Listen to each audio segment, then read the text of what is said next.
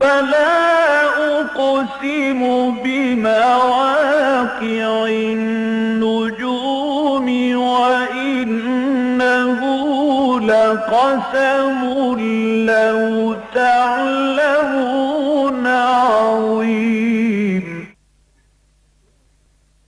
إنه لقرآن كريم في كتاب مكنون لا يمسه إلا المطهرون تنزيل من رب العالمين.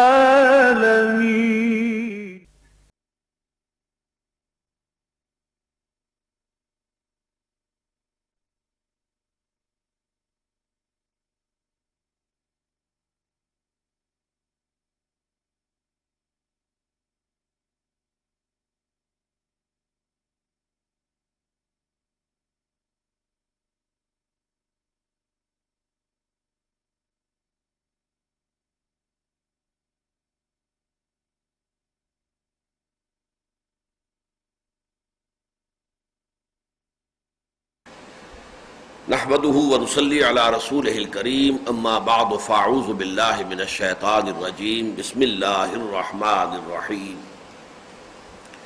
ان ينصركم الله فلا غالب لكم وان يخذلكم فمن ذا الذي ينصركم من بعده وعلى الله فليتوكل المؤمنون وما كان لنبي ان يغل ومن يغل يأت بما غل يوم القيامة ثم توفى كل نفس ما كسبت وهم لا يظلمون أفمن اتبع رضوان الله كمن باء بسخط من الله ومأواه جهنم وبئس المصير هم درجات عند الله والله بصير بما يعملون لقد من الله على المؤمنين إذ بعث فيهم رسولا من أنفسهم يتلو عليهم آياته ويزكيهم ويعلمهم الكتاب والحكمة وإن كانوا من قبل لفي ضلال مبين أولما أصابتكم مصيبة قد أصبتم مثليها قلتم أن هذا قل هو من عند أنفسكم إن الله على كل شيء قدير وما أصابكم يوم التقى الجمعان فبإذن الله وليعلم المؤمنين وليعلم الذين نافقوا وقيل لهم تعالوا قاتلوا في سبيل الله أو ادفعوا قالوا لو نعلم قتالا لاتبعناكم هم للكفر يومئذ أقرب منهم للإيمان يقولون بأفواههم ما ليس في قلوبهم والله أعلم بما يكتمون الذين قالوا لإخوانهم وقعدوا لو أطاعونا ما قتلوا قل فادرؤوا عن أنفسكم الموت إن كنتم صادقين ولا تحسبن الذين قتلوا في سبيل الله أمواتا بل أحياء عند ربهم يرزقون فرحين بما آتاهم الله من فضله ويستبشرون بالذين لم يلحقوا بهم من خلفهم ألا خوف عليهم ولا هم يحزنون يستبشرون بنعمة من الله وفضل وأن الله لا يضيع أجر المؤمنين صدق الله العظيم رب اشرح لي صدري ويسر لي أمري واحلل عقدة من لساني يفقهوا قولي اللهم ربنا ألهمنا رشدنا وأعذنا من شرور أنفسنا اللهم أرنا الحق حقا وارزقنا اتباعه وأرنا الباطل باطلا وارزقنا اجتنابه اللهم وفقنا لما تحب وترضى آمین یا رب العالمین۔ ہمارے آج کے سبق کی پہلی آیت تو وہ ہے کہ جو بالکل واضح اظہر من الشمس بدیہیات میں سے جن کے بارے میں کسی تفصیل میں جانے کی ضرورت نہیں، یہ ہمارے ایمان کا گویا کہ ایک لازمی منطقی نتیجہ، ان ینصرکم اللہ فلا غالب لکم، اے مسلمانوں اگر اللہ تمہاری مدد کرے گا تو کوئی تم پر غالب نہیں آ سکتا۔ ظاہر بات ہے کہ اس سے بڑی بدیہی حقیقت اور کون سی ہوگی؟ اللہ تو ہر شے پر قادر ہے، وہ علی کل شیء قدیر۔ اگر وہ کسی کی پشت پناہی کر رہا ہو، وہ کسی کی مدد کر رہا ہو، تو ظاہر بات ہے کہ پھر کوئی اور طاقت اس پوری کائنات میں ایسی نہیں ہے کہ جو ان کو مغلوب کر سکے۔ ان ینصرکم اللہ فلا غالب لکم وان یخذلکم، لیکن اگر وہ تم سے اپنی مدد سلب کر لے، خذلان کہتے ہیں چھوڑ دینا، اپنی تائید، اپنی نصرت، اپنی توفیق، اپنی مدد سلب کر لینا۔ اگر اللہ تمہاری پشت پناہی چھوڑ دے، تمہاری مدد سے دستکش ہو جائے، وَإِن يَخْذُلْكُمْ فَمَنْ ذَا الَّذِي يَنْصُرُكُمْ مِنْ بَعْدِ، تو پھر کون ہے وہ جو تمہاری مدد کر سکے گا اس کے بعد؟ ظاہر بات ہے کہ وہ جو ہمارا کلمہ سوم ہے، لا حول ولا قوت الا باللہ، سبحان اللہ والحمد للہ ولا الہ الا اللہ واللہ اکبر ولا حول ولا قوت الا باللہ العلی العظیم، کوئی طاقت ہے ہی نہیں، نہ خیر کی نہ شر کی، جب تک کہ اذن رب نہ ہو۔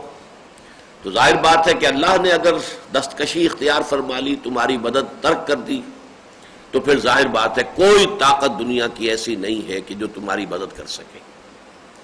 اس میں ایک حدیث بھی آتی ہے حضرت عبداللہ ابن عمر رضی اللہ تعالی عنہ کے، جہاں تک مجھے یاد ہے، اگر میرا حافظہ اس وقت ٹھوکر نہیں کھا رہا، تو حضور نے ان کے دونوں کاندھوں پر اپنے دستے مبارک رکھے اور پھر فرمایا، اے میرے بچے، میں تمہیں کچھ کلمات جو ہے تلقین کرتا ہوں، انہیں حفظ کر لو، انہیں حفظ جان بنا لو۔ ان میں یہ بات بھی تھی کہ اگر تمام دنیا کے لوگ مل کر تمہیں کوئی نفع اور فائدہ پہنچانا چاہیں، نہیں پہنچا سکتے اگر اللہ کا اذن نہ ہو، اور تمام دنیا کے انسان مل کر تمہیں کوئی نقصان پہنچانا چاہیں، نہیں پہنچا سکتے اگر اللہ کا اذن نہ ہو۔ یہ لا حول ولا قوت الا باللہ جو ہے، اس کی یہ شرح، اس کی یہ تشریح، اس کا یہ مفہوم ہمارے قلوب و اذہان میں پیوست ہو جانا چاہیے، ثبت ہو جانا چاہیے، جیسے کہ پتھر پر لکیر کہتے ہیں۔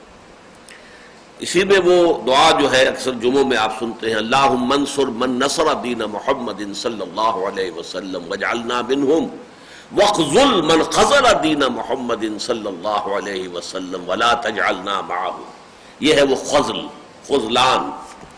اگر اللہ تعالیٰ تمہاری مدد کرے گا، کوئی تم پر غالب نہیں آ سکتا، لیکن اگر اللہ تعالیٰ نے اپنی مدد، اپنی نصرت، اپنی تائید، اپنی توفیق تم سے سلب کر لی، اللہ اگر دستکش ہو گیا تمہاری مدد سے، تو پھر کون ہے؟ اب یہ بڑا انداز ہے جو استفہام انکاری جسے کہتے ہیں، پھر کون ہے؟ یعنی کوئی نہیں ہے، پھر کون ہے جو تمہاری مدد کر سکے؟ اس کے بعد وعلی اللہ فلیتوکل المؤمنون، اور اس کا نتیجہ یہ نکلنا چاہیے، یہ فلیتوکل، یہ گویا کہ اس چیز کا نتیجہ ہے کہ اللہ ہی پر توکل کرنا چاہیے اہل ایمان کو، ساز و سامان پر نہیں، نفری پر نہیں، تعداد پر نہیں، حالات پر نہیں، بلکہ توکل کل کا کل صرف ذات باری تعالیٰ پر۔ جیسا کہ میں نے عرض کیا، اس آیت کے بارے میں مزید کو تشریح کی ضرورت نہیں ہے، یہ تو ہمارے ایمان کا یوں سمجھیے کہ لب لباب ہے، اس کا خلاصہ ہے۔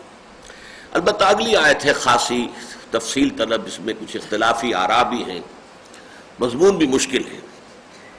وما کان لنبی ان یغل، کسی نبی کے شایان شان یہ نہیں ہے کہ وہ کچھ چھپا لے یا چوری کر لے یا دل میں کوئی کینہ رکھے یا کوئی اپنے چاہنے والے اور اپنے ماننے والوں کے ساتھ کوئی بدعہدی کرے، یہ کسی نبی کے شایان شان نہیں ہے۔ میں نے جو مختلف الفاظ استعمال کیے ہیں، یہ مختلف تعبیرات کے اعتبار سے کیے ہیں۔ ما کان لنبی ان یغل ومن یغل یأت بما غل یوم القیامہ، اور جو شخص بھی کوئی چیز چھپا لیتا ہے یا چوری کرتا ہے یا اپنے دل میں کینے کے طور پر رکھتا ہے، تو وہ اپنا وہ چھپائی ہوئی شے کو لے کر قیامت کے دن حاضر ہو جائے گا، یعنی وہ ریسپانسیبل ہوگا، جواب دہ ہوگا، اکاؤنٹیبل ہوگا، اس سے باز پرس ہوگی۔ ثم توفی کل نفس ما کسبت، پھر یہ کہ ہر ذی روح کو، ہر ذی حیات کو، ہر جان کو پورا دے دیا جائے گا جو کچھ کہ اس نے کمایا ہوگا۔ توفا، ثم توفی کل نفس ما کسبت، وفا یوفی توفیتن، پورا دے دینا، اوفا یوفی ایفان، یہ بھی پورا کر دینا، توفا یا توفی پورا پورا لے لینا، یہ جو ہے اس لفظ کے جو مختلف معنی بن جاتے ہیں مختلف ابواب میں آنے کی وجہ سے، وہ ضرور سامنے رہنے چاہیے، ورنہ جو قادیانیوں کا ایک دام ہم رنگ زمیں ہے حضرت عیسیٰ علیہ السلام کے بارے میں، انسان اس کا شکار ہو جاتا ہے۔ وما کان لنبی ان یغل، اور کسی نبی کے شایان شان نہیں ہے کہ وہ کوئی شے چھپا لے یا چوری کر لے یا دل میں کسی کے خلاف کوئی کینہ رکھے۔ ومن یغل یأت بما غل یوم القیامہ، اور جو کوئی بھی ایسا کرے گا وہ پھر جو کچھ بھی اس نے چھپایا ہوگا، جو کینہ رکھا ہوگا، جو چوری کی ہوگی، اس کے سمیت حاضر ہو جائے گا قیامت کے دن۔ ثم توفی کل نفس ما کسبت، پھر ہر نفس کو، ہر جان کو پورا پورا بھرپور دے دیا جائے گا جو کچھ کہ اس نے کمایا ہوگا۔ وہم لا یظلمون، اور ان پر کوئی ظلم نہیں ہوگا، ان کی کوئی حق تلفی نہیں ہوگی۔ سب سے پہلے تو یہ کہ عام تراجم میں آپ دیکھیں گے کہ یہاں، اور کوئی حواشی بھی مختصر یا عام تفاسیر میں بھی، یہاں ایک واقعہ نقل کر دیا گیا ہے اور اس کے حوالے سے اس آیت کی تشریح ہوتی ہے۔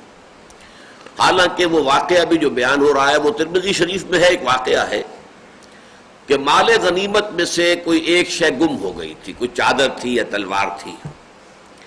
اب جب وہ کہیں نہیں ملی تو لوگوں میں سے کچھ نے کہا وہ حضور نے لے لی ہوگی۔ کہنے کا تو انداز یہ تھا کہ حضور نے رکھ لی، کوئی بات نہیں، اپنے لیے رکھ لی ہوگی، لیکن اس میں ایک طرح سے گویا کہ حضور کی نیت پر، حضور کے طرز عمل پر اور آپ کا جو بھی رویہ تھا اس پر ایک تنقیص تھی، ایک تعریض تھی، ایک اعتراض تھا، ایک طعن تھا۔ تو گویا کہ اس کی وضاحت کے لیے یہ آیت نازل ہوئی۔ اب میرے نزدیک یہ صرف اصل میں جو ہمارے مفسرین کا طریقہ یہ ہے کہ اگر کوئی واقعہ شان نزول کے سلسلے میں مل جائے تو بس اسی واقعے کو لے کر ٹانک دینا ہر جگہ پر، یہ ایک عام عادت ہے۔ حالانکہ یہ غزوہ احد کا تذکرہ ہو رہا ہے، غزوہ احد میں کسی مال غنیمت کا تذکرہ سرے سے آیا ہی نہیں۔ معاملہ جو ہے غزوہ بدر کا، وہ اگر کوئی واقعہ ایسا ہوا بھی تھا تو 1 سال قبل کا تھا، اس کا یہاں پر ذکر جو ہے وہ بے معنی ہے۔ وہ اگر ہوتا تو وہ سورہ انفال کے اندر اس کا تذکرہ ہوتا۔ اس اعتبار سے اگرچہ یہ واقعہ اکثر نے نقل کر دیا ہے، لیکن یہ میرے نزدیک بھی اور بہت سے حضرات کے نزدیک بھی یہ قابل قبول نہیں ہے، یہ تعبیر اس کی یہ تشریح درست نہیں ہے۔ جہاں تک حضرت شیخ الہند نے تعبیر کی ہے وہ بڑی میرے دل کو لگی ہے۔ ویسے مولانا امین احسن اصلاحی صاحب کی تعبیر بھی بہت ہی وقیح ہے۔ حضرت شیخ الہند نے تعبیر کی ہے وہ یہ ہے کہ چونکہ اس سے پہلے جو آیت ہے اس میں حضور کو حکم دیا گیا ہے کہ جن جن سے کوتاہیاں صادر ہوئی ہیں اس غزوہ احد میں، اے نبی آپ انہیں معاف کر دیجیے۔ فبما رحمت من اللہ لنت لہم ولو كنت فظا غلیظ القلب لانفضوا من حولک فاعف عنہم واستغفر لہم وشاورہم فی الامر۔ آپ انہیں معاف کر دیجئے اور ان کے لیے اللہ تعالیٰ سے بھی استغفار کیجئے اور ان کو اپنے مشوروں میں شریک کیجئے۔ یہ نہیں کہ انہیں اب آپ نظر انداز کر دیں کہ اس سے تو یہ غلطی ہو گئی تھی یا اس سے تو فلاں کام ہو گیا تھا، یہ تو اس وقت جو ہے ان کے قدم ڈگمگا گئے تھے۔ بنو حارثہ اور بنو سلمہ 2 گھرانے ایسے تھے کہ جب عبداللہ ابن ابی 300 آدمیوں کو لے کر واپس ہو گیا تو اس وقت وقتی طور پر ان کے قدموں میں بھی لغزش پیدا ہوئی، وہ بھی کچھ گھبرا گئے تھے، لیکن پھر اللہ تعالیٰ نے ان کے دلوں کو ثبات عطا فرما دیا، وہ جم گئے۔ یہ تذکرے ہم پڑھ چکے ہیں۔ پھر یہ بھی میں آپ سے عرض کر چکا ہوں کچھ لوگ پھر اس افراتفری میں میدان چھوڑ کر بھاگ گئے۔ میں نے پچھلی مرتبہ اس زمین میں تذکرہ کیا تھا حضرت عثمان رضی اللہ تعالیٰ عنہ کے نام کا بھی۔ تو ہمارے ایک ساتھی اور قابل احترام ساتھی ہیں، وہ میرے پاس آئے تھے کہ میں نے آج تک کسی تفسیر میں اور کسی سیرت میں یہ نہیں دیکھا کہ حضرت عثمان رضی اللہ تعالیٰ عنہ کا نام بھی آیا ہو۔ تو ان کے جذبات کی میں نے قدر کی، میں بھی چونکا، مجھے یاد تھا کہ میں نے پڑھا ہوا ہے، فوری طور پر کوئی حوالہ میرے سامنے نہیں آیا، لیکن یہ کہ میں آج کے درس کے لیے کل جب کچھ تفاسیر دیکھ رہا تھا تو مجھے قول مل گیا۔ یہ بخاری کی روایت ہے، صحیح بخاری کی روایت ہے کہ حضرت عبداللہ ابن عمر رضی اللہ تعالیٰ عنہ کے سامنے کچھ لوگوں نے تنقیص کی حضرت عثمان کی اور کچھ اور صحابہ کی کہ وہ احد کے دن میدان جنگ سے پیٹھ دکھا کر بھاگ گئے تھے۔ اس پر حضرت عبداللہ ابن عمر رضی اللہ تعالیٰ عنہما نے فرمایا کہ اللہ انہیں معاف کر چکا ہے، پھر تمہیں کہاں سے حق پہنچتا ہے کہ تم ان کے اوپر زبان طعن دراز کرو۔ تو یہ واقعہ جو ہے وہاں حوالہ یہ ہے معارف القرآن مفتی محمد شفیع صاحب کی جو تفسیر ہے اس کی جلد 2 میں اس آیت کے تحت آپ کو وہ واقعہ مل جائے گا۔ تو شیخ الہند کی تعبیر یہ ہے کہ حضور سے یہ کہا گیا کہ آپ معاف کر دیجئے، تو حضور نے معاف تو کر دیا، لیکن جیسا کہ عام طور پر ہوتا ہے فرض کیجئے کہ مجھے آپ سے کوئی دکھ پہنچا ہے، ٹھیک ہے، آپ نے کہا جی مجھے معاف، میں نے معاف، کچھ نہ کچھ میرے دل پر اثر رہ جاتا ہے، کچھ اس کے اندر جو ہے کچھ لاگ لپٹ، کچھ کینہ، کچھ جو ہے وہ چیز طبیعت کے اندر باقی رہ جاتی ہے۔ تو اندیشہ یہ ہوا صحابہ کو جن سے یہ خطائیں ہو گئی تھیں، بڑی بڑی خطائیں تھیں، یہ میدان جنگ چھوڑ کر چلے جانا ظاہر بات ہے کہ یہ بھی کوئی چھوٹی معمولی غلطی تو نہیں ہے، معمولی خطا نہیں ہے، اور یا یہ کہ اور اسی طرح کے معاملات کہ کچھ لوگوں نے جو ہے جنگ سے ہی ہاتھ کھینچ لیا، اور اس میں حضرت عمر جیسے آدمی بھی ہے کہ تلوار پھینک کر بیٹھ گئے کہ اب جب حضور کا انتقال ہو گیا اب کس کے لیے ہمیں جنگ کرنی ہے، جبکہ پھر ایک صحابی نے کہا کہ اگر حضور نے اس مقصد کے لیے جان دے دی ہے تو پھر ہمیں جینے سے کیا حاصل ہے، پھر تو ہمیں بھی جان دے دینی چاہیے، تو پھر وہ اٹھے، انہوں نے بھی اپنی تلوار اٹھا لی۔ تو وقتی طور پر اس وقت جو حالات ایسے تھے، اعصاب متاثر ہوئے، طبیعتوں کے اوپر جو ہے اس کے گہرے اثرات مترتب ہوئے، تو اس کی وجہ سے کچھ کیفیات ہو گئی۔ اب ان کو معاف تو کر دیا گیا، لیکن ہو سکتا ہے ان لوگوں کے دلوں میں یہ خیال ہو کہ حضور کے دل میں تو ضرور مجھ سے کچھ نہ کچھ کدورت یا کچھ میری طرف سے میل، چلیے کدورت کا لفظ میں بھی بہت سخت ہے کہ میری طرف سے کوئی میل رہ ہی جائے گا، اس چیز کا ازالہ کیا جا رہا ہے کہ نہیں، نبی کے شایان شان یہ نہیں ہے۔ جب اس نے معاف کیا تو صاف دل سے معاف کیا ہے، اب اس کے اندر کوئی ریزیڈول ایفیکٹ نہیں ہے، تمہاری طرف سے کوئی میل اس کے دل میں اب نہیں ہے، اس کا کوئی اندیشہ نہ کرو۔ نبی کے شایان شان یہ نہیں ہے کہ وہ کہے کچھ اور اس کی بات بھی حقیقت کچھ اور ہو۔ تو یہ معنی اس کے جو ہے یہ مجھے بہت عمدہ لگے ہیں حضرت شیخ الہند کے۔ ویسے یہ بات جو کہی ہے مولانا امین حسن اصلاحی صاحب نے بھی، وہ بھی بڑی وقیح ہے۔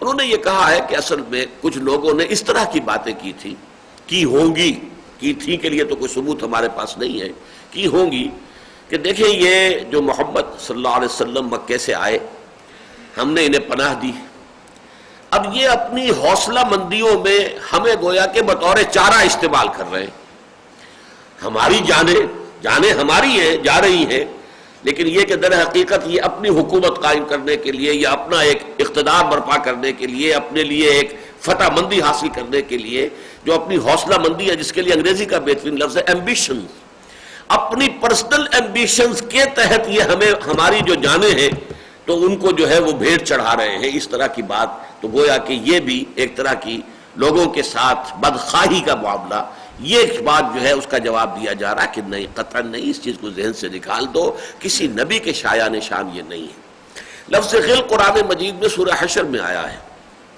وَلَا تَجْعَلْ فِي قُلُوبِنَا غِلًّا لِلَّذِينَ آمَنُوا، اے اللہ ہمارے دلوں میں اہل ایمان میں سے کسی کے لیے کوئی کینہ، کوئی لپٹ، کوئی تکدر یہ نہ پیدا ہونے دے، اہل ایمان کے لیے ہمارے دل صاف رہے، ہمارے دل جو ہے آئینے کی طرح صاف رہے، ان کی طرف سے کسی کے لیے بھی کوئی کینہ نہ آئے۔ تو اس اعتبار سے یہ ایک مفہوم بھی ہے اس آیت کا، اور یہ بات بھی دل کو لگتی ہے، جو حالات ہوتے ہیں دنیا میں جس طور سے ہوتے ہیں اور جس طرح کی پھر باتیں بنتی ہیں، منافقین نے جس طریقے کے تبصرے کیے ہوں گے کہ یہ تو در حقیقت at the cost of our lives، وہ جو اپنے ایک مشن کو پورا کرنا چاہ رہے ہیں یا اپنی کوئی ایمبیشنز پورا کرنا چاہ رہے ہیں، اس میں در حقیقت وہ ہماری جانیں جو ہیں وہ ان کو بطور چارہ استعمال کر رہے ہیں، معاذ اللہ ثم معاذ اللہ ثم معاذ اللہ۔ تو یہ دو مفہوم مجھے زیادہ لگتے ہیں میرے دل کو۔ البتہ جہاں تک چوری کا معاملہ ہے، یہ اتنی گھٹیا بات جو ہے کوئی شخص کہہ ہی نہیں سکتا تھا حضور کے لیے کہ کوئی چوری آپ نے کر لی ہے، کوئی مال غنیمت میں سے کوئی چیز چھپا لی ہے، یعنی اتنا فرق ہے حضور کی ذات مبارکہ میں اور اس الزام میں کہ کوئی مناسبت بنتی نہیں ہے اس کی۔ ہاں غزوہ بدر میں ہو سکتا ہے کسی شخص کی زبان سے نکل گیا، اور اس میں نکلنے میں نیت بھی ہو سکتی ہے کہ کوئی بات نہیں، ابھی تو قانون بھی تو نہیں آیا تھا نا کہ مال غنیمت کا قانون کیا ہے، تقسیم کیسے ہوگی۔ تو اگر اس وقت کسی نے سمجھا کہ حضور نے شاید اپنے لیے رکھ لی ہو وہ چادر یا وہ تلوار جو ہے، تو اس میں کوئی ایسی بدنیتی والی بات یا چوری والی بات بھی نہیں، اس لیے کہ قانون تو اس کے بعد نازل ہوا ہے، جنگ کے بعد جو ہے کہ اس کا جو مال غنیمت ہے اس کا خمس جو ہے اللہ اور اس کے رسول کے لیے یعنی بیت المال کے لیے ہے، اور باقی 4 حصے جو ہیں وہ تمام جو ہیں مجاہدین میں تقسیم ہو جائیں گے، جو پیدل ہے اس کے لیے اکیرا، اور جو سواری والا ہے گھوڑے والا یا اونٹ والا اس کے لیے دوہرا۔ تو یہ قانون بعد میں نازل ہوا، تو اس اعتبار سے اس وقت اگر یہ بات ہوتی تو یقیناً اس کے اندر جو ہے وہ اتنا فصل نہیں تھا، لیکن یہ کہ اس موقع پر اس طرح کی کسی بات کا آنا اس کا کوئی سوال پیدا نہیں ہوتا۔ البتہ یہ 2 توجیحات ہیں، ان میں سے بلکہ مجھے جو توجیح زیادہ دل کو لگتی ہے وہ حضرت شیخ الہند کی ہے رحمۃ اللہ علیہ۔ وما کان لنبی ان یغل، وَمَن يَغْلُلْ يَأْتِ بِمَا غَلَّ يَوْمَ الْقِيَامَةِ، اور وہ اس غل کا لفظ جو سورہ حشر میں آیا ہے، القرآن یفسر بعضہ بعضا کے اعتبار سے، تو یہ اس کے ساتھ زیادہ مناسبت رکھنے والا مفہوم ہے کہ دل میں کدورت رکھے، یہ نبی کے لیے جو ہے جائز نہیں، شایان شان نہیں ہے۔ عام آدمی کا ہو جاتا ہے، کسی شخص سے آپ کو صدمہ پہنچا ہو، آپ نے کہا اچھا بھائی میں معاف کرتا ہوں، لیکن یہ کہ دل پوری طرح صاف نہ ہو، یہ عام آدمیوں کے ساتھ تو ہو جاتا ہے۔ لیکن ما کان للنبی نہ یغل، نبی کے شایان شان یہ نہیں ہے، نبی کی شخصیت جو ہے بہت بلند و بالا ہوتی ہے، لہذا اس کے بارے میں ایسے کسی گمان کو اپنے ذہن کے قریب بھی مت پھٹکنے دو۔ افمن اتبع رضوان اللہ کمن باء بسخط من اللہ ومأواہ جہنم، تو کیا بھلا وہ شخص جس نے اللہ تعالیٰ کی رضا کو اپنا مقصود بنا لیا ہے، پیروی کر رہا ہے، اس کو حاصل کرنے کے لیے جدوجہد کر رہا ہے، وہ شخص اس شخص کے مانند ہو جائے گا کہ جو لے کر لوٹا ہے اللہ کے غضب کو، جس نے کمایا ہے اللہ کا غصہ، ومأواہ جہنم، اور اس کا ٹھکانہ جہنم ہوگا، وبئس المصیر، اور وہ بہت ہی برا ٹھکانہ ہے۔ یعنی یہ دو کردار اب نکھر کر آ گئے ہیں اس جنگ کے نتیجے میں۔ جو آزمائش تھی، وہ تمہیز کا لفظ جو میں بار بار واضح کر چکا ہوں، اللہ نے چھانٹی کر دی، پہلے چھانٹی کر دی کہ یہ منافق اور یہ مسلمان، اور اس کے بعد مسلمانوں میں سے بھی وہ کہ جن کے ایمان کامل تھے، اور وہ لوگ کہ جن کے ایمانوں میں ابھی کچھ تھوڑی بہت جو ہیں کوئی نہ کوئی اس میں کوئی دنیا کی زندگی یا مال اس کی کوئی طلب یا دنیاوی فتح حاصل کرنے کا یہ کوئی اگر اس کے اندر شائبہ موجود ہے، تو یہ چھانٹی جو ہے وہ ہو گئی ہے، اب بالکل واضح ہو چکا ہے، دودھ کا دودھ پانی کا پانی۔ ہم درجات عند اللہ، یہ لوگ ہیں کہ جن کے علیحدہ علیحدہ مقامات ہیں اللہ تعالیٰ کے نزدیک۔ واللہ بصیر بما یعملون، اور جو کچھ یہ کر رہے ہیں اللہ اسے خوب دیکھ رہا ہے، اس کے علم میں ہے، ہر شے ایک ایک ماشا رتی تولا اللہ تعالیٰ کے ہاں اس کا حساب کتاب ہو جائے گا۔ اب جو آیت آئی ہے یہ وہ آیت ہے کہ جو مضمون کے اعتبار سے 2 مرتبہ سورہ بقرہ میں آ چکی ہے۔ اس اعتبار سے ذرا مناسبت بھی ہے کہ سورہ بقرہ دوہری ہے تعداد آیات کے اعتبار سے اس سورہ آل عمران سے، یہ آپس میں بہنیں بھی ہیں، اسے ہم جوڑا بھی کہتے ہیں، نسبت زوجیت بھی ہے ان دونوں میں، پھر یہ کہ بہنیں بھی ہم کہہ سکتے ہیں، حدیث میں اخوات کا لفظ آیا ہے، شیبتنی ہود و اخواتھا، مجھے سورہ ہود اور اس کی بہنوں نے بوڑھا کر دیا ہے۔ تو اس میں یہ کہ وہ چونکہ 40 رکوعوں پر مشتمل ہے، یہ 20 رکوعوں پر مشتمل ہے، تو گویا کہ وہاں یہ مضمون 2 دفعہ آیا، یہاں 1 دفعہ آیا، لیکن یہاں کے الفاظ جو ہیں وہ بہت جامع ہیں اور بہت گمبھیر الفاظ ہیں، بہت پرشان اور پرشوکت الفاظ ہیں۔ لقد من اللہ علی المؤمنین، اللہ نے تو بہت بڑا احسان کیا ہے اہل ایمان پر، اس بعث فیہم رسولا من انفسہم، جبکہ اٹھایا ہے ایک رسول انہی میں سے، ان کی اپنی جانوں میں سے۔ یعنی یہ رسول کون ہے؟ بشر ہے، وہ بھی بشر ہے، یہ بھی بشر ہے۔ یہ رسول کون ہے؟ عرشی ہے، ہاشمی ہے، یہ بنو اسماعیل میں سے، جس میں سے یہ لوگ بھی ہیں۔ اس اعتبار عرب ہے، جو کہ یہ عرب ہے، گویا کہ ہر طرح سے انہی میں سے، کوئی اجنبی نہیں ہے، کوئی باہر سے آیا ہوا نہیں ہے، جس کے سابقہ زندگی کا کوئی ہمیں علم نہ ہو، جس کے سابقہ کردار سے ہم واقف نہ ہو، تم ہی میں سے، تمہارے ہی ماں بہن پیدا ہوا، پلا بڑھا، اس کا بچپن، لڑکپن، اور اس کی پھر نوجوانی، جوانی، اور اس کے بعد تمہاری ساری زندگی 40 برس تمہاری نگاہوں کے سامنے گزری ہے۔ جب یہ آیات نازل ہو رہی ہیں اس وقت تو یوں سمجھیے کہ 54-55 برس ہو گئے، تب جب حضور صلی اللہ علیہ وسلم کی حیات طیبہ کو تمہارے نگاہوں کے سامنے ہے، تو اللہ نے تم ہی میں سے ایک شخص کو اٹھایا ہے، جو تم ہی میں سے، من انفسہم، منہم نہیں ہے، منہم کا لفظ آتا ہے سورہ جمعہ میں، هو الذی بعث فی الامیین رسولا منہم، وہ منہم بھی کافی ہے، لیکن یہاں زور دینے کے لیے من انفسہم، خاص ان کے اپنے اندر سے اٹھایا ہے اللہ نے اپنے رسول کو۔ لقد من اللہ علی المؤمنین اذ بعث فیہم رسولا من انفسہم۔ وہ کیا کرتا ہے؟ یہ 4 الفاظ جو ہیں، جیسا کہ میں نے کئی مرتبہ بیان کیا، نہایت اہم ہے، اس لیے کہ حضور کا مشن تھا اللہ کے دین کا غلبہ۔ اللہ کے دین کے غلبے کے لیے ایک جد و جہد انقلابی درکار ہے، جس میں تصادم کا مرحلہ بھی آئے گا، جس میں جانیں دینی پڑیں گی، جس میں یقیناً مقابلہ ہوگا۔ اس کے لیے سرفروش چاہیے، اس کے لیے وہ لوگ چاہیے جو سروں سے کفن باندھ لیں۔ اس کے لیے وہ کہاں سے آئیں گے؟ لوگ کیسے تیار کیا جائے انہیں؟ وہ آسمان سے نہیں ٹپکیں گے، اللہ تعالیٰ جو ہے انہیں کہیں زمین سے پھاڑ کر نہیں نکال دے گا، جیسے قیامت کی علامات میں سے ہے کہ زمین پھٹے گی اور ایک جانور نکلے گا، دابۃ الارض، اور وہ گواہی دے گا۔ اس طرح سے تو نہیں آئیں گے۔ وہ تو اپنی دنیا آپ پیدا کر، اگر زندوں میں ہے تو اپنی دنیا آپ کیسے پیدا کریں گے؟ محمد صلی اللہ علیہ وسلم آپ کے پاس تو کوئی امت نہیں تھی، آپ تنہا کھڑے ہوئے ہیں، آپ تو امیین میں پیدا ہوئے جو نہ نبیوں سے واقف، نہ رسولوں سے واقف، نہ کوئی کتاب، نہ کوئی شریعت۔ توحید کا نام وہ لیتے تھے کہ ہم حنیفی ہے اور ابراہیم کے دین پر ہیں، لیکن یہ کہ وہ بت پرستی بدترین شکل کے اندر ان کے ہاں موجود تھی۔ تو اس حوالے سے انہوں نے خود اس میں سے ایک جماعت پیدا کی، اپنے آوان و انصار خود پیدا کیے۔ اپنی دنیا آپ پیدا کر اگر زندوں میں ہے، جیسے آپ کو معلوم ہے کہ ایک پرندہ اپنا گھونسلہ بناتا ہے تو ایک ایک تنکا لے کر آتا ہے اپنی چونچ میں، ایک ایک تنکا، بعد میں آپ کو بنا ہوا نظر آ رہا ہے، لیکن اس پہ کتنی مشقت اس کی ہوئی ہے، اس لیے کہ ایک سے زیادہ تنکا تو وہ لا ہی نہیں سکتا، اس کے پاس ذریعہ ہی نہیں ہے۔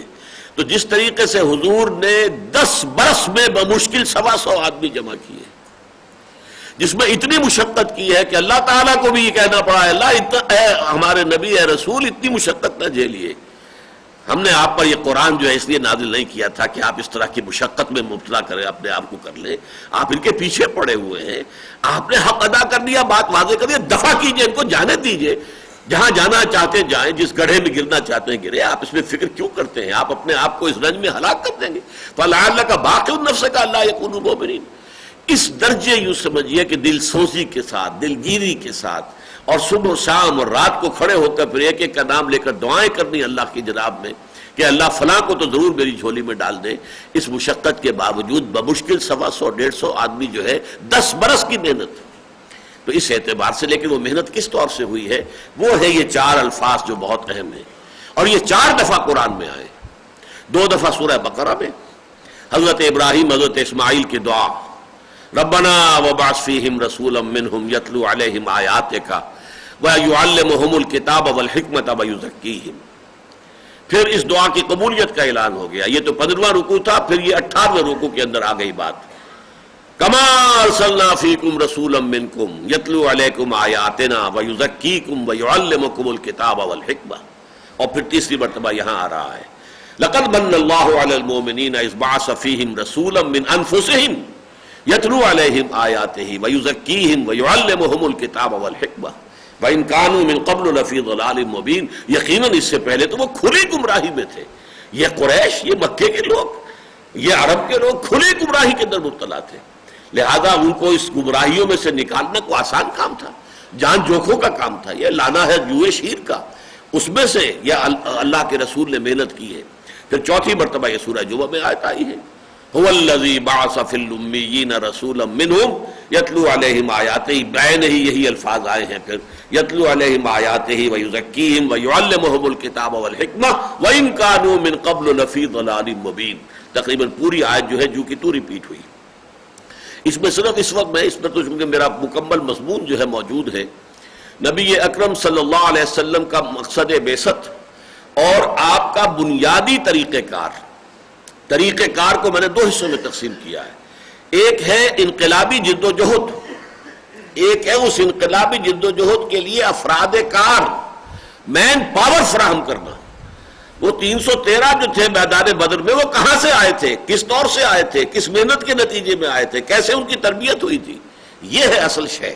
جیسے کہ اکبر الہ-آبادی نے کہا ہے کہ خدا کے کام دیکھو بعد کیا ہے اور کیا پہلے، نظر آتا ہے مجھ کو بدر سے غار حرا پہلے۔ وہ غار حرا جو ہے وہ بدر سے 15 سال پہلے جو اللہ کے نبی صلی اللہ علیہ وسلم جو ہے جا کر غار حرا میں بیٹھتے تھے، تفکر و اعتبار کرتے تھے، اس کو بھی اپنے ذہن میں رکھو، وہ بھی ایک مرحلہ تھا، وہ بھی اسی کام کی تیاری تھی۔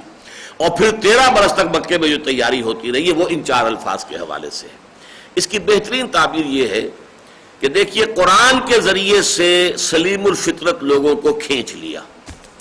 قرآن ایک مقناطیس کے مانند ہے، جیسا کہ میں نے پہلے بھی کئی دفعہ عرض کیا ہے، آپ کے علم میں ہوگا کہ جب ہائی اسکول میں داخل ہوئے 5ویں جماعت میں سائنس کا مضمون ہم نے لیا تو پہلا تجربہ جو تھا پریکٹیکل، وہ کیا کرایا گیا کہ ایک مکسچر ہے لوہ چون آئرن فائلنگز، یعنی لوہے کے ذرات، جیسے کہیں یہ خراج کی مشین ہوتی ہے تو آپ دیکھتے تھے کہ نیچے لوہے کے وہ جو ہے وہ ذرات جو ہے وہ گرتے رہتے، ان کو وہاں سے لے لیجئے، اور لکڑی کا برادہ، ترکھان کے ہاں جہاں آرا چل رہا ہو وہاں پہ وہ برادہ جو بن رہا ہے وہ لے لیجئے، اس برادے کو اور اس لوہ چون کو آپس میں ملا دیں، اب علیحدہ کریں، اس کو کیسے کریں گے؟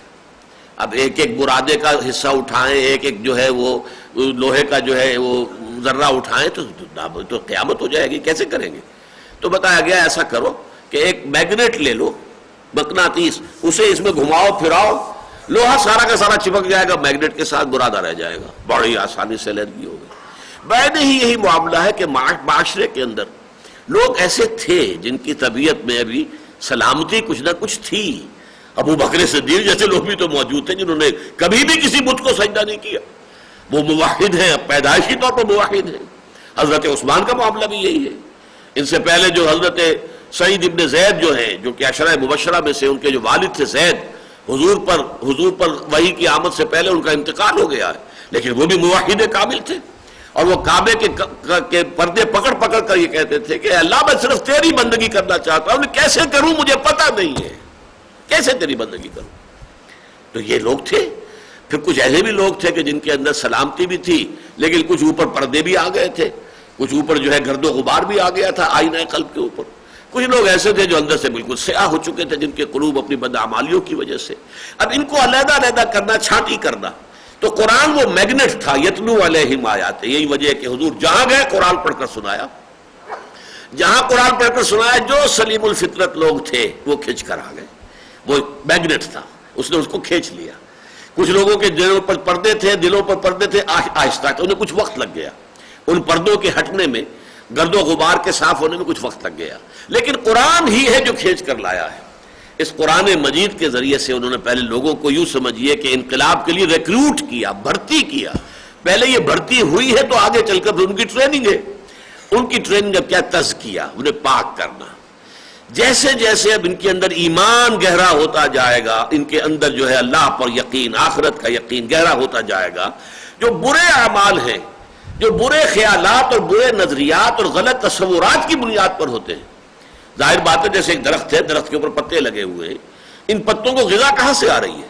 زمین سے غذا آ رہی ہے، جڑوں کے ذریعے سے، اور اس درخت کے ذریعے سے، اس کے تنے کے ذریعے سے پھر ہر پتے تک پہنچ رہی ہے۔ لیکن یہ ہے کہ اگر یہ غذا کاٹ دی جائے تو پتا ختم ہو جائے گا، مر جائے گا۔ تو یہ غلط خیالات اور نظریات کے سوتے جو ان کے اندر چل رہے تھے، عقائد، کوئی مرنے کے بعد کوئی زندگی نہیں، کچھ نہیں ہے جی، کھاؤ پیو عیش کرو، ایٹ ڈرنک اینڈ بی میری، بابر بے عیش کوش کہ عالم دوبارہ نہیں۔ اب اس کی وجہ سے جو ان کا طرز عمل تھا، جب ان کے دلوں میں ایمان باللہ، ایمان بالآخرت، ایمان بالرسالت جاگزی ہو گیا تو زمین و آسمان کا فرق واقع ہو گیا۔ اب وہ اندر سے جو غلط اعمال کو غذا مل رہی تھی وہ ختم ہو گیا، لہذا پت جھڑ کے پتوں کی طریقے سے وہ جھڑتے چلے گئے، جیسے کہ پتے خود بخود جھڑ جاتے ہیں، اب وہ پتے جو ہیں جھڑ رہے ہیں، برے اعمال، یہ تزکیہ ہے۔ اس کے بعد اب وقت تیار ہو گئی زمین کہ اب یہاں پر بیج ڈالا جائے۔ وہ بیج کیا ہے؟ احکام، یعلمہم الکتاب والحکمہ۔ احکام کا جہاں معاملہ قرآن میں آتا ہے لفظ کتاب کے حوالے سے آتا ہے، کتب علیکم الصیام، کتب علیکم القتال، کتب علیکم اذا حضر احدکم الموت ان ترک خیرا للوصیہ، یہ تمام الفاظ، ان الصلاۃ کانت علی المؤمنین کتابا موقوتا، یہ کتاب ہے، ویبلغ حتی یبلغ الکتاب اجلہ، یعنی یہ کہ جب تک عدت پوری نہ ہو جائے اس وقت تک ظاہر بات ہے کہ عورت دوسرا نکاح نہیں کر سکتی۔ ہاں کوئی اشارے کنایے سے آدمی کہہ سکتا ہے کہ میں آپ سے نکاح کا خواہش مند ہوں، ٹھیک ہے آپ کی عدت جب پوری ہو جائے گی تو پھر ہم نکاح کر لیں گے، اشارے کنایے کی حد تک، لیکن باقاعدہ نکاح کی اجازت نہیں ہے جب تک کہ عدت پوری نہ ہو جائے، حتیٰ یبلغ الکتاب ہو، جب تک کہ قانون جو ہے اللہ کا اس کی مدت پوری نہ ہو جائے، وہاں لفظ کتاب آیا ہے، تو کتاب ہے احکام کے لیے، اوامر اور نواہی کے لیے۔ اور پھر آخری درجہ جو ہے تعلیم و تربیت نبوی کا، وہ حکمت ہے، وہ اصول معلوم ہو جائے، انڈر لائن پرنسپلز۔ ایک حکمت ایمانی ہے اور ایک حکمت احکام ہے۔ احکام کے اندر کیا حکمتیں ہیں، آپس میں ان کے ڈانڈے کیسے ملتے ہیں، کیسے ان کی چونیں آپس میں فٹ بیٹھی ہوئی ہیں۔ جب انسان کو یہ باطنی بصیرت حاصل ہو جاتی ہے تو گویا کہ اب اس کے لیے احکام پر عمل کرنا بہت آسان ہو جاتا۔ ایک تو یہ کہ آپ سے کہا جائے کرو یہ، باقی یہ کہ آپ کو کچھ نہیں بتایا گیا کہ اس کے کرنے میں آپ کے لیے فائدہ کیا ہے، یا آپ اس قابل ہی نہیں ہیں ابھی کہ آپ سمجھ سکیں کہ فائدہ کیا ہے، تو گویا کہ ایک جبر کے تحت آپ وہ کام کریں گے، ایک مجبوری ہوگی، ایک حکم ہے، ایک بوجھ ہے۔ لیکن اگر آپ کو یہ معلوم ہو جائے اور آپ میں استعداد ہو کہ اس میں میری حکمت ہے، اس میں میرا فائدہ ہے، اس میں تو یہ چیزیں ہیں، یہ منفعتیں ہیں، یہ مصلحتیں ہیں میری، اب اس پر عمل آپ کا جو ہے وہ بہت ہلکا ہو جائے گا، اب اس کے اندر عمل کرنے میں آپ کو مجبوری کا احساس نہیں ہوگا۔ تو یہ ہے حکمت۔ وَمَن يُؤْتَ الْحِكْمَةَ فَقَدْ أُوتِيَ خَيْرًا كَثِيرًا، سورہ بقرہ میں ہم پڑھ چکے ہیں، جسے حکمت عطا ہو جائے اسے تو گویا کہ بہت بڑا خیر عطا کر دیا گیا۔ حکمت جو ہے یہ چوٹی ہے، چنانچہ 3 مقامات پر آخری بات حکمت آئی ہے. اگرچہ حضرت ابراہیم اور حضرت اسماعیل کی دعا میں یہ پہلے آ گیا ہے، تزکیہ بعد میں آیا ہے، لیکن تینوں مقامات پر جہاں اللہ کی طرف سے بات آئی ہے، 18واں رکوع سورہ بقرہ کا، اور یہ جو ہے جو اب ہم پڑھ رہے ہیں یہ غالباً 17واں رکوع ہے سورہ آل عمران کا، اور پہلا رکوع سورہ جمعہ کا، تو تینوں جگہ پر حکمت آخر میں ہے. تلاوت آیات نمبر 1، تزکیہ نمبر 2، تعلیم کتاب نمبر 3، تعلیم حکمت نمبر 4. تو گویا کہ جسے میں کہا کرتا ہوں عام طور پر، جیسے عربی مدارس میں ہوتا ہے، فارغ التحصیل تو ہو گئے آپ، اب آپ درجہ تخصص میں داخل ہو رہے ہیں. تخصص فی الحدیث، تخصص فی التفسیر، تخصص فی الفقہ. تو حضور کی تعلیم و تربیت کا جو درجہ تخصص ہے وہ ہے تعلیم حکمت، اور یہ حکمت سب سے بڑی شے ہے. وَمَنْ يُؤْتِ الْحِكْمَةَ مَنْ يَشَاءُ، اللہ جس کو چاہتا ہے حکمت عطا کرتا ہے. وَمَنْ يُؤْتَ الْحِكْمَةَ فَقَدْ أُوتِيَ خَيْرًا كَثِيرًا، جسے حکمت عطا ہو گئی اسے تو خیر کثیر مل گیا. اس پروسیس سے حضور نے وہ جماعت تیار کی، اس کی تربیت کی، اس کے اندر خالص للہیت پیدا کی، ان کا مقصود و مطلوب آخرت بن گئی، دنیا نہیں. تو ان لوگوں کو پھر آپ میدان میں لائے ہیں، ایسے ہی نہیں ہجوم میں سے پکڑ کر نہیں، کوئی تنخواہ پر لے کر جو ہے ریکروٹمنٹ نہیں تھی، بلکہ یہ کہ اس مشن، یہ ان کی زندگی کا مقصد بن گیا کہ میری زندگی کا مقصد تیرے دین کی سرفرازی، میں اسی لیے مسلمان، میں اسی لیے نمازی. تو یہ چیزیں ذہن میں رکھیے، یہ آیت اس اعتبار سے بہت اہم ہے. یہ مضمون قرآن میں 4 دفعہ آ رہا ہے. لقد من اللہ علی المؤمنین اذ بعث فیہم رسولا من انفسہم یتلو علیہم آیاتہ ویزکیہم ویعلمہم الکتاب والحکمہ. جن حضرات کو زیادہ دلچسپی ہو وہ میری وہ کتاب ضرور پڑھیں. نبی اکرم صلی اللہ علیہ وسلم کا مقصد بعثت اور آپ کا بنیادی طریقہ کار، انقلاب نبوی کا بنیادی طریقہ کار، تکمیلی طریقہ کار میں جنگیں ہیں، غزوہ احد ہے، غزوہ بدر ہے، یہ سب ہے، لیکن ابتدائی شے تو یہ کہ پہلے وہ آدمی فراہم کرو. انسان مارزوس، مجھے ایک انسان چاہیے، پہلے انسان پیدا کرنے ہوں گے، بنانا ہوگا انہیں، ان کی تربیت کرنی ہوگی، انہیں منظم کرنا ہوگا، تب کہیں جا کر پھر اگلے مراحل کے لیے جو ہے گویا کہ آپ کے پاس وہ طاقت فراہم ہوگی. اولما اصابتکم مصیبت، تو اے مسلمانوں جب تم پر ایک مصیبت آ گئی، یعنی بپتا پڑی تم پر غزوہ احد میں، قد اصبتم مثلیہا، تم اپنے دشمنوں پر اس سے دوہری بپتا ڈال چکے تھے. یعنی غزوہ بدر میں 70 تم نے ان کے سردار شہید مارے، قتل کیے، واصل جہنم کیے، 70 قید کیے. یہاں تمہارے 70 شہید ہوئے ہیں. وہ سب کے سب چوٹی کے لوگ نہیں ہیں، ٹھیک ہے، ان میں چوٹی کے بھی کچھ افراد ہیں، حضرت حمزہ ہیں، حضرت مصعب بن عمیر، لیکن سب کے سب تو نہیں. وہاں تو سب کے سب چوٹی کے سردار تھے. قریش کی پوری اس سمجھیے قیادت ختم ہو گئی. ابو سفیان بچا تھا نا، اس لیے بچا تھا کہ وہ تو در حقیقت قافلہ لے کر گیا ہوا تھا، وہ جنگ میں تھا ہی نہیں. ورنہ تو یہ کہ پوری کی پوری قیادت جو ہے، پوری ان کے جو جتنے بھی چیف تھے سب کے سب کھیت رہے وہاں. اس حوالے سے وہ 70 تم نے وہاں مارے، چلیے تمہارے بھی 70 شہید ہو گئے، لیکن اضافی طور پر تم نے وہاں 70 قید بھی کیے، اور پھر ان کو جو ہے فریہ لے کر تم نے چھوڑا. تو تم انہیں تو دوہرا چرکا لگا چکے ہو. اب اگر تمہیں چرکا لگا ہے قلتم انا ھذا، تو تم یہ کہنے لگے ہو یہ کہاں سے آ گیا، کیوں ہو گیا، کیسے ہو گیا. اب اس کو بھی یوں سمجھیے کہ اصل میں جو کمزور ایمان والے یا منافق لوگ تھے، انہوں نے یہ سوچا ہوگا، آج بھی ہم سوچ سکتے ہیں اس کو، کہ اگر محمد اللہ کے رسول ہیں، اگر اسلام جو ہے وہ دین حق ہے، تو کیسے ممکن ہے کہ ہمیں یہ شکست ہو گئی. اللہ کی مدد اس کا مطلب ہمارے ساتھ نہیں ہے، یا ہم واقعتاً حق پر نہیں ہیں. شیطان تو وسوسہ اندازی کرتا ہے، اور منافقین جو ہے یہ وسوسہ اندازی کر رہے تھے ضعیف الایمان لوگوں کے اندر. ایک وہ لوگ ہیں جن کے ایمان پختہ تھے، لیکن کمزور ایمان کے لوگوں کے لیے تو بڑا آسان تھا یہ کہ وہ اس طرح کی وسوسہ اندازیوں کا جو ہے وہ شکار ہو جائیں. جیسے کہ حضرت عائشہ رضی اللہ تعالیٰ عنہ پر تہمت لگائی ہے منافقین نے، تو بعض جو صادق الایمان لوگ تھے، جو اتنے راسخ، اتنے گہرے نہیں تھے، وہ بھی اس کے اندر بہہ گئے. اسی طرح یہ انسانی فطرت اور کمزوری ہے. تو اس طرح کی باتیں آئیں کہ یہ کیا ہوا، کیسے ہو گیا. اللہ ہمارے ساتھ، بدر میں ہم 313 تھے، نہتے تھے، ہمارے پاس تو تھا ہی کچھ نہیں، اور ایسی بڑی فتح ہمیں مل گئی یوم الفرقان. تو کیا اب یہ کیا ہو گیا. معلوم ہوا کہ اس سے وسوسے پیدا ہونے شروع ہوئے. انا ھذا، یہ کہاں سے آ گئی مصیبت، کیسے آ گئی. قل ھو من عند انفسکم، اے نبی ان سے کہہ دیجئے یہ تمہارے اپنے جانوں سے آئی ہے، تمہارے اپنے نفسوں سے آئی ہے. وہ آیت اب ذہن میں رکھیے، میں نے کہا تھا کہ وہ کی آیت ہے اس سورہ مبارکہ کی، اس حصے کی جو غزوہ احد سے متعلق ہے. وَلَقَدْ صَدَقَكُمُ اللَّهُ وَعْدَهُ، استحسونہم بإذنہ حتی اذا فشلتم وتنازعتم فی الامر وعصیتم من بعد ما اراکم ما تحبون. جرم تمہارا ہے. You have to blame yourselves. الزام اپنے آپ کو دو. تم نے غلطی کی، تم نے خلاف ورزی کی، تم نے نظم کو توڑا، تم نے حکم کی خلاف ورزی کی اپنے لوکل کمانڈر کی، جو بالفعل خود رسول کے حکم کی خلاف ورزی بھی بن گئی. اس اعتبار سے اس کی وجہ سے تمہیں اللہ تعالیٰ نے یہ سزا دی ہے. تو در حقیقت یہ تمہارے اپنے نفس کی طرف سے ہے، تمہاری اپنی خطا، تمہاری اپنی کمزوری، تمہاری اپنی غلطی سے ہے. قل هو من عند انفسکم ان اللہ علی کل شیء قدیر. باقی اللہ ہر چیز پر قادر ہے. وہ چاہتا تو وہ تمہیں کنڈون کر دیتا تمہاری غلطی کو، اس کے باوجود تمہیں کوئی سزا نہ دیتا، لیکن اللہ تعالیٰ کی حکمت تھی، اس نے سزا دی ہے تاکہ تمہیں معلوم ہو جائے کہ کہاں کہاں تمہارے اندر ابھی پانی مر رہا ہے، کہاں کہاں کمزوری ہے. ابھی تو بڑے بڑے اور مراحل آنے ہیں، ستاروں سے آگے جہاں اور بھی ہیں، ابھی عشق کے امتحان اور بھی ہیں، ابھی تو آغاز ہے. آگے آگے دیکھیے ہوتا ہے کیا، ابتدائے عشق خیر ہوتا ہے کیا. اس حوالے سے ضرورت تھی اس بات کی کہ تمہاری جو کمزوریاں ہیں تم پر واضح ہو جائیں. لہذا جو کچھ ہوا ہے اب دیکھیے اگلی آیت میں کیا فرمایا، وما اصابکم یوم التقى الجمعان فباذن اللہ.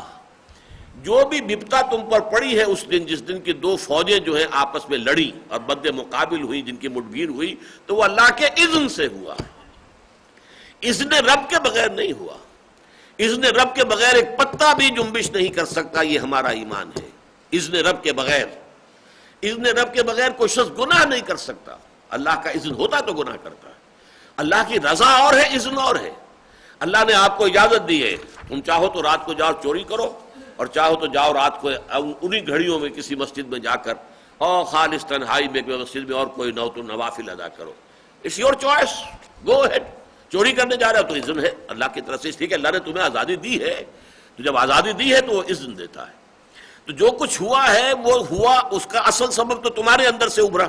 تم نے غلطی کی، تم نے نظم کی خلاف ورزی کی، تم نے حکم کی جو ہے وہ حکم عدولی کی، لیکن اس کے بعد اس کا نتیجہ جو سامنے آیا ہے، اللہ چاہتا تو نتیجہ روک دیتا، کنڈون کر دیتا، معاف کر دیتا، لیکن نہیں. یہ فباذن اللہ، یہ اللہ کے اذن سے آیا ہے. وَلِيَعْلَمَ الْمُؤْمِنِينَ، یہاں واو جو آ گیا اس سے پہلے گویا کہ کوئی شے محذوف ہے، تاکہ تم اپنی غلطیوں اور خامیوں پر متنبہ ہو جاؤ، اور تاکہ اللہ دیکھ لے کہ کون ہے واقعی اہل ایمان. اگر یہ آزمائشیں نہ آئیں تو کیسے چھانٹی ہو؟ پھر تو کچے پکے ملے جلے رہیں گے.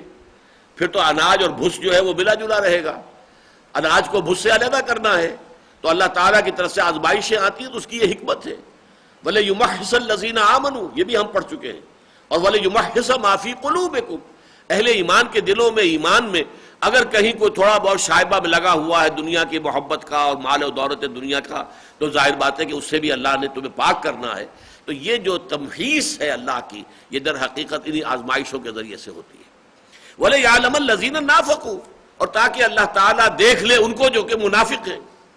یہاں اصل میں لفظ ہے یعلمہ، لفظی ترجمہ تو ہونا چاہیے کہ تاکہ اللہ معلوم کر لے، اللہ جان لے، لیکن یہ کہ یہ تو ہے لفظی ترجمہ. اس کی جو تعبیر ہم کریں گے وہ یہ ہے تاکہ اللہ ظاہر کر دے، واضح کر دے، مبرہن کر دے، صاف صاف لوگوں کے سامنے عیاں کر دے. ورنہ اللہ کا علم تو ظاہر بات ہے کہ قدیم ہے. اللہ کو تو پہلے سے معلوم ہے کہ کون صاحب ایمان ہے، کون منافق ہے. اللہ کا علم تو ہے ما کان و ما یکون پر محیط ہے. ایسا نہیں ہوتا کہ اللہ کو کسی فعل کے وجود میں آنے کے بعد اس کا علم ہو.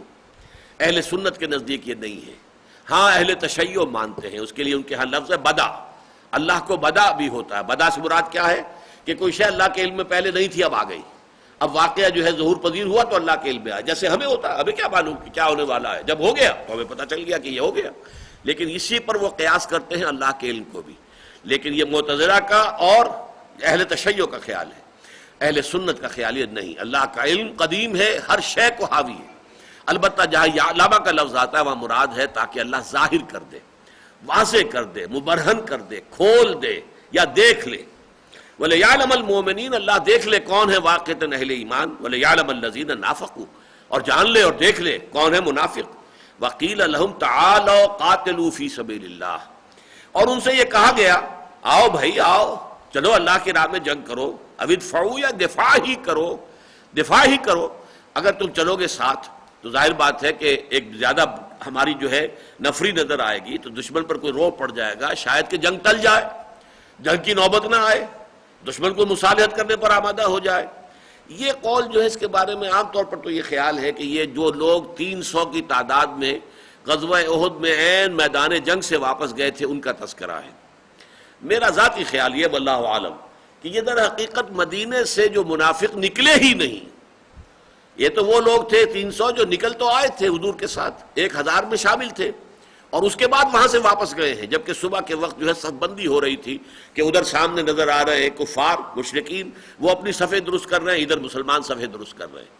تو اس وقت کا معاملہ یہ تھا کہ عبداللہ ابن ابی 300 آدمیوں کو لے کر چلا گیا، تو وہ 300 آدمی مدینے سے چل کر تو دامن احد تک پہنچے تھے، لیکن کچھ منافق ایسے بھی تھے جو مدینے سے نکلے ہی نہیں، اور انہیں جب یہ کہا جاتا تھا کہ بھائی چلو چلو خدا کے بندو کیا کر رہے ہو تم، اللہ کے پر ایمان کا تو ہے دعویٰ تو کرتے ہو، تم محمد صلی اللہ علیہ وسلم کی رسالت پر ایمان کا اعلان کرتے ہو، اب نکلو، یا تو قتال ہوگا، جنگ ہوگی تو تمہیں حصہ لینا چاہیے، تعالو قاتلوا فی سبیل اللہ، آؤ چلو اور اللہ کی راہ میں قتال کرو، اب ادفعوا، یا دفاع کر لو۔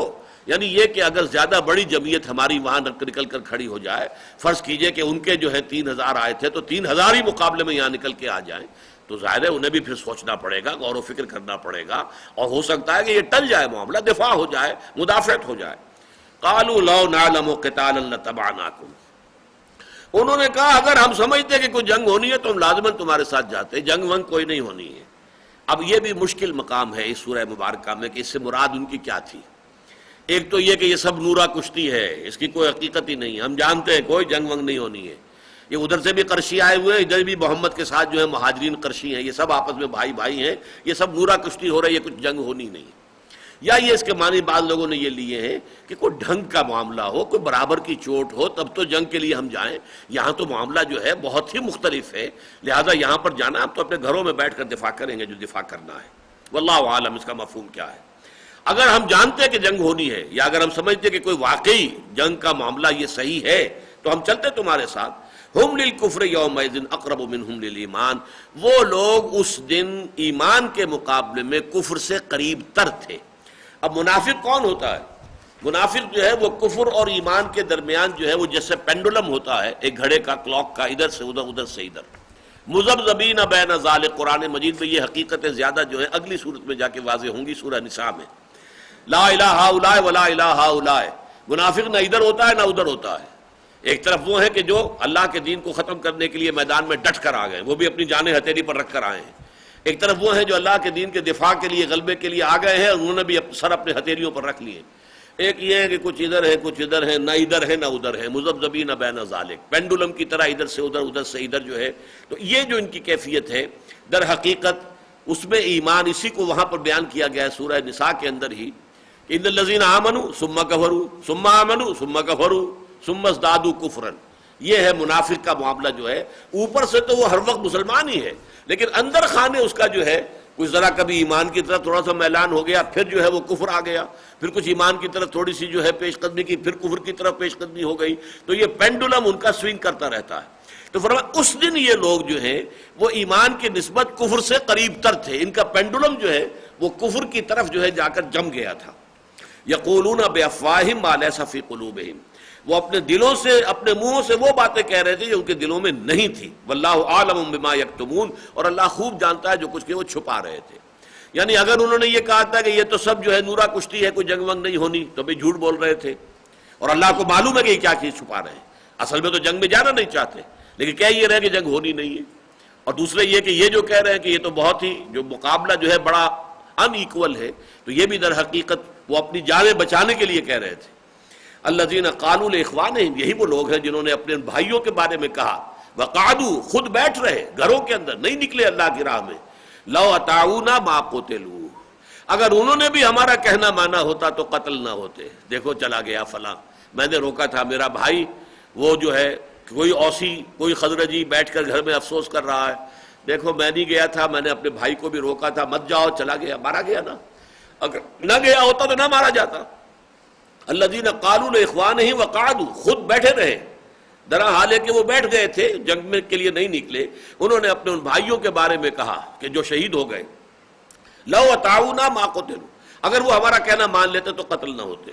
قل فادرؤوا عن انفسکم الموت ان کنتم صادقین، تو اے نبی ان سے کہیے اچھا اگر تم سچے ہو تو اپنے آپ سے موت کو ہٹا کر دکھاؤ.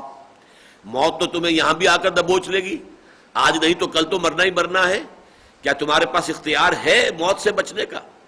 اگر موت کو تمہارا کوئی عزیز ہو سکتا ہے آج ہی بستر مرگ پر پڑا ہو اور فرشتے اس کی جان جو ہے تمہاری نگاہوں کے سامنے سلب کر رہے ہوں، اگرچہ وہ تمہیں نظر نہیں آتے لیکن سلب تو کر رہے ہیں، جان کھینچ کر لے جا رہے ہیں، روک سکتے ہو ان کو؟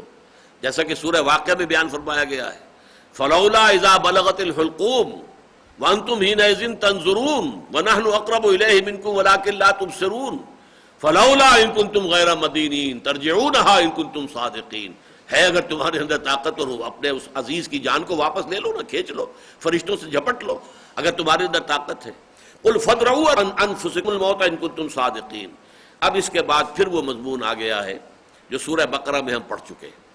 ولا تقولوا لمن يقتل في سبيل الله اموات بل احياء ولكن لا تشعرون. یہ مضمون اب یہاں آ رہا ہے ولا تحسبن الذين قتلوا في سبيل الله امواتا. ہرگز نہ سمجھنا، یہ انتہائی تاکید ہے. وہاں تو ولا تقولوا مت کہو، یہاں کہنا نہیں سمجھنا، اور ہرگز نہیں سمجھنا. ولا تحسبن، نون جو ہے مشدد کے ساتھ، ولا تحسبن الذين قتلوا في سبيل الله امواتا. ہرگز ہرگز نہ سمجھنا ان کو جو اللہ کی راہ میں قتل ہو جائیں کہ وہ مردہ ہیں. بل احیاء، نہیں وہ زندہ ہیں. عند ربهم يرزقون، وہ اپنے رب کے پاس رزق پا رہے ہیں. اب یہاں یہ نقطہ سمجھ لیجئے کہ ان کی اس حیات جو ہے اس کی ہمیں کیفیت معلوم نہیں ہے. اس ایک نقطے سے وہ سارے مسئلے حل ہو جاتے ہیں جو ہمارے ہاں کچھ لوگوں نے خام خواہ ان چیزوں کے اندر تفاصیل میں جا کر عقائد بنا لیے ہیں. زندہ ہیں تو کیسے ہیں، کس طور سے ہیں؟ انبیاء اپنے قبروں میں زندہ ہیں، بالکل ایسے زندہ ہیں جیسے دنیا میں زندہ تھے. ہوتے ہوتے یہاں تک بات پہنچا دی گئی کہ ازواج مطہرات بھی پیش کی جاتی ہیں رات کے وقت ان کے سامنے. انا للہ و انا الیہ راجعون. وہ دنیا کی زندگی کو سمجھتے ہیں کہ گویا کہ یہ بہت اعلیٰ زندگی تھی. ان کو تو بہت اعلیٰ زندگی ہے لیکن ہم نہیں سمجھ سکتے. یہ تو ادنا ہے. کہاں حضور صلی اللہ علیہ وسلم، پھر آپ کے نیچے تمام رسول 313، پھر ان کے نیچے 1.25 انبیاء، پھر ان کے نیچے صدیقین، پھر شہداء کی باری آئے گی. کئی کروڑویں درجے میں جا کر شہداء کی باری آئے گی. شہداء کی زندگی کے بارے میں فرمایا وَلَٰكِن لَا تَشْعُرُونَ، تمہیں اس کا احساس نہیں ہے. احیاء عند ربہم یرزقون، وہ اپنے رب کے پاس جو ہے وہ رزق انہیں مل رہا ہے لیکن ہمیں تو شعور نہیں ہو سکتا. وَلَٰكِن لَا تَشْعُرُونَ، تمہیں شعور نہیں ہو سکتا. تو جب ہمیں شہداء کی زندگی کا شعور نہیں ہو سکتا تب اس سے آگے صدیقین کی زندگی جو ہے عالم برزخ میں، اس کے بارے میں کیا رائے قائم کریں گے؟ پھر جو انبیاء کی زندگی ہے اس کی کیا رائے؟ پھر جو رسولوں کا مقام ہے، پھر جو سید المرسلین والنبیین. لہذا یہ تمام باتیں وہ ہے کہ خام خواہ انسان غلط طریقے پر ان چیزوں میں جب اپنا پاؤں پھنسا لیتا ہے کہ جو چیزیں شریعت کے اندر اہمیت نہیں رکھتی. عالم برزخ اور عالم آخرہ کی بات جو قرآن میں حدیث میں آ گئی بس اجمالاً اس کے اوپر اکتفا کی جائے کہ ہاں مانتے ہیں، بس آگے اس کی کیفیت کو، اس کی تفصیل کو جاننا جو ہے یہ در حقیقت اپنے آپ کو فتنے کے اندر ڈالنا ہے. یہ بالکل ایسے ہی ہے کہ جیسے سورہ اسی آل عمران کے شروع میں کہا گیا تھا کہ قرآن مجید کی کچھ آیات متشابہات ہیں، کچھ محکمات ہیں. تو جو واقعتاً اولو الالباب ہیں، ہوش مند لوگ ہیں، وہ محکم آیات کے پیچھے لگتے ہیں اور اس کا ہی اتباع کرتے ہیں.